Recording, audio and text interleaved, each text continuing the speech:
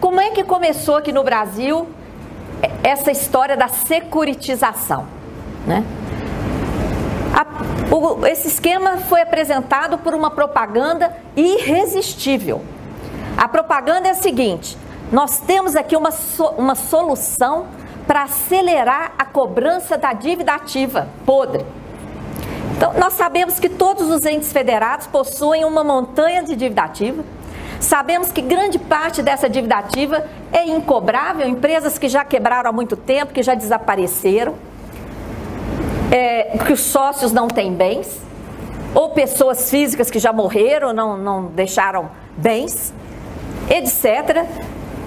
Então, uma apresentação dessa, de que isso aqui vai solucionar, vai vender essa montanha podre de créditos, isso é uma propaganda irresistível, concordam? Só que é mentira. Somente créditos arrecadados, é dinheiro que cai no banco, é que está sendo transferido nesse esquema. Esse esquema não transfere os créditos. Sabe o que ele transfere? Transfere a propriedade do fluxo da arrecadação, por meio de um contrato de alienação fiduciária de créditos. O que é alienação fiduciária? Transferência de propriedade. Então, como que funciona isso? É o dinheiro arrecadado no banco, o fluxo dessa arrecadação é que está sendo transferido. Olha a gravidade disso, tá? Vamos lá. Por que a gente diz isso?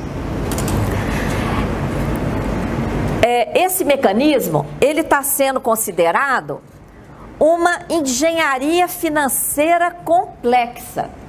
Não somos nós, militantes, que estamos dizendo isso, não. Quem disse isso foi o órgão oficial, lá no município de Belo Horizonte, que declarou, por se tratar de operação envolvendo a montagem de engenharia financeira complexa de natureza peculiar.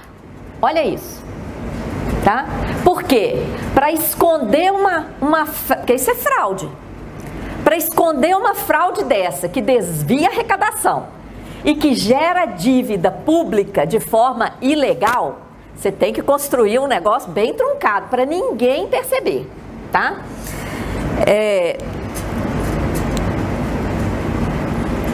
A emenda 95, vocês se lembram dela? A emenda 95, decorrente da aprovação da tal PEC do teto, que estabeleceu teto somente para despesas primárias, que são as despesas com a manutenção da máquina pública e investimentos não financeiros. Os gastos financeiros ficaram fora da PEC do teto, não foi? Então a PEC do teto foi para estabelecer teto, amarrar todos os reajustes, segurar a previdência, segurar a saúde, educação, etc., para sobrar mais dinheiro para o gasto financeiro, para sobrar para a dívida. O que incluíram na PEC do teto? Deixaram fora do teto despesas com aumento de capital de empresas estatais não dependentes, que são as empresas que estão sendo criadas para operar esse esquema financeiro nos estados, nos municípios, e aqui na União também o Meirelles está criando, aliás, estava, que agora ele saiu, né, mas já criou, tá?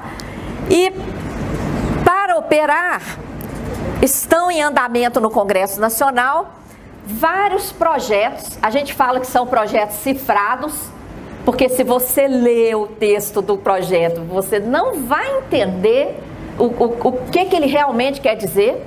Só depois que você conhecer o esquema, é que você vai ler de novo o projeto e que você vai, é isso aqui, tá?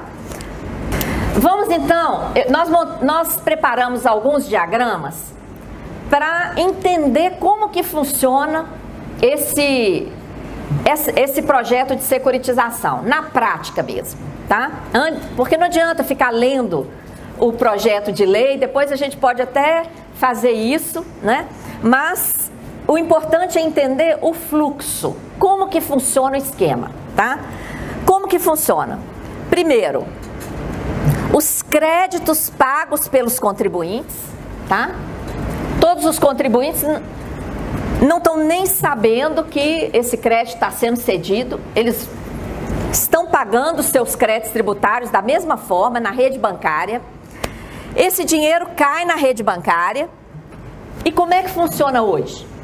No dia seguinte, a rede bancária tem que enviar o dinheiro para o banco onde o ente federado tem conta, não é assim?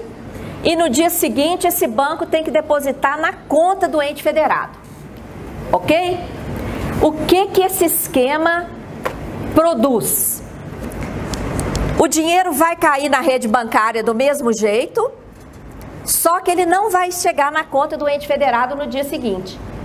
Ele vai primeiro para uma conta vinculada, que está sendo criada por esse esquema. Essa conta vinculada, ela é vinculada a essa empresa criada, uma estatal está sendo criada para operar o esquema. E dessa conta vinculada, só uma parte do recurso chega no ente federado. A outra parte do recurso vai para o investidor privilegiado que comprou os papéis emitidos por essa empresa. Então, pessoal, se hoje o nosso problema, quando a gente defende um reajuste, quando a gente defende a aposentadoria digna, quando a gente luta por direitos sociais, de saúde, educação, etc., o nosso problema hoje é disputa de recursos orçamentários, não é? Pois isso aqui vai piorar. Por quê? O que acontece com esse recurso aqui que é desviado durante o percurso na rede bancária? Esse recurso aqui nem vai chegar ao orçamento público. Deu para perceber isso? Olha isso, um desvio, esse desvio aqui, ele acontece durante o percurso do recurso, durante o seu percurso na rede bancária. Essa parte que é desviada aqui, ó, por fora, nem vai alcançar os cofres públicos. Tá? Então isso aqui, só esse ponto aqui, rasga toda a legislação de finanças do Brasil. Oi, gente, vocês viram aí a Maria Lúcia Fatorelli explicando muito melhor do que eu poderia explicar esse projeto de lei 459/2017, que eu tomei conhecimento pela mensagem do Robson Rocha. Para quem acha que eu não leio, não levo em conta os comentários, eu agradeço aqui o Robson Rocha por ter feito isso chegar ao meu conhecimento. Eu já sabia de todos os problemas relacionados à dívida pública, o fato de que no teto a questão da dívida, os gastos, chamados gastos financeiros, né, ficaram do lado de fora, o que favorece os especuladores, os bancos e tudo mais. Mas aí nós temos o governo Temer saindo eles que entraram pela porta dos fundos da democracia, agora saindo literalmente pela porta dos fundos da história, porque o seu legado inclui uma coisa monstruosa como essa aí. Se você chegou agora, o canal é a Nova Máquina do Tempo, eu sou André Teixeira Jacobina, aqui a gente fala de política, de ciência e de filosofia, tem uma sessão de diálogos com especialistas e o Filosofia Popular. Eu ainda estou fazendo o vídeo do Bernie Sanders, né, que eu devo soltar em breve. Tem a questão da legenda e tal, que eu ainda não finalizei, mas eu queria falar brevemente sobre isso aqui, e amanhã, se tudo der certo, o vídeo do Bernie vai ao ar. Bem, eu vou colocar links na descrição para vocês lerem e compreenderem isso em mais detalhes, né? E eu não sou a pessoa aqui mais adequada para explicar isso daí. E eu tenho uma postura que eu trago informação para vocês, eu trago fontes para vocês olharem, mas quando eu avalio que eu não sou a melhor pessoa para dar a explicação completa, ou eu converso com uma pessoa como o Eduardo Moreira, que falou do caminho do dinheiro e falou da dívida pública e como isso acaba retornando para os mais ricos, né, que são os que têm título do governo e tudo mais. em maior quantidade, e as ações e tudo mais, e deixo para, como eu deixei agora, a Maria Lúcia Fatorelli, e vocês podem ver inclusive o vídeo completo dela, que eu recomendaria que vocês assistissem. Agora, falando desse projeto de lei, só para resumir, antes de eu terminar o meu vídeo, olha só o que ele vai fazer. Ele vai ter como resultado: ele vai legalizar o desvio de recursos arrecadados de contribuintes, ele vai legalizar a contratação irregular de dívida pública.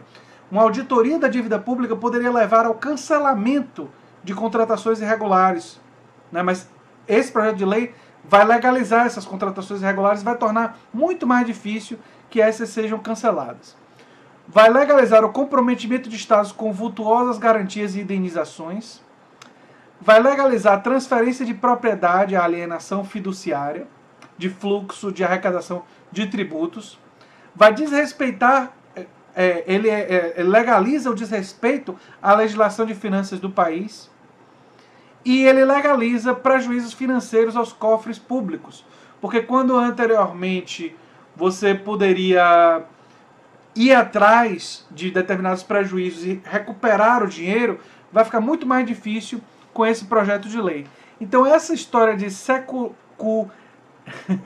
securitização de créditos é basicamente uma estratégia para, de forma complexa, usando complexidade na área econômica e nas finanças e na dívida pública, impedir que o Estado regule o setor financeiro, né? Regule o setor financeiro e que tenha o mínimo de justiça do ponto de vista financeiro. Então, é o mercado financeiro podendo fazer todas as suas coisas exóticas e conseguindo aí basicamente o grande favorecimento dos bancos e dos grandes investidores.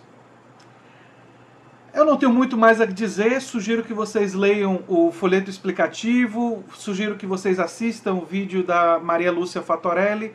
Meu papel aqui foi apenas de apontar isso e de falar sobre a gravidade disso aí.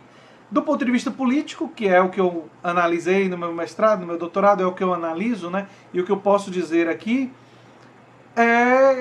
mostra mais uma vez como o governo Temer ele termina como começou, né? Em certo sentido, sempre roubando, né? Privando a população de algo, né? No início roubou um projeto que eu tenho críticas, mas era um projeto diferente do projeto que eles aplicaram, que não, ou seja, foi um roubo da democracia, porque o projeto que foi eleito não foi o projeto que o governo Temer aplicou em suas reformas. Então, nós somos roubados da nossa democracia e agora eles terminam por roubar o nosso dinheiro, nossos impostos, enfim, os nossos recursos e os recursos do país, para dar para grandes bancos e para grandes investidores através desse sistema fraudulento da dívida pública. Então, ele, como eu disse, termina como começou, roubando. Se vocês gostam do que eu faço aqui no canal, se lembre sempre de se inscrever, dar um like, compartilhar, que é muito importante para mim.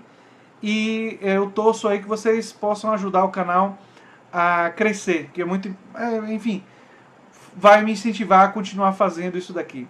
Tá certo? Então, gente, muito obrigado e até o próximo vídeo, que vai ser em breve. Eu acho que ainda hoje tem mais um. Fiquem de olho.